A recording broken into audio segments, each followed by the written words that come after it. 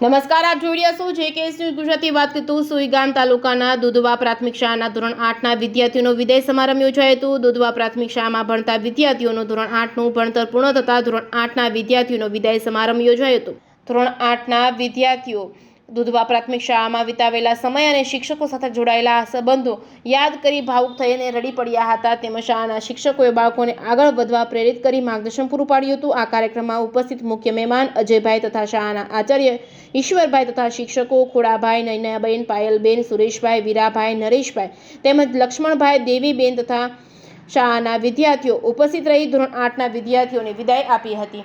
JKS news Gujarati સાથે કિરણ ઠાકોર સાથે દેવરાજ ઠાકોર, ભાભર.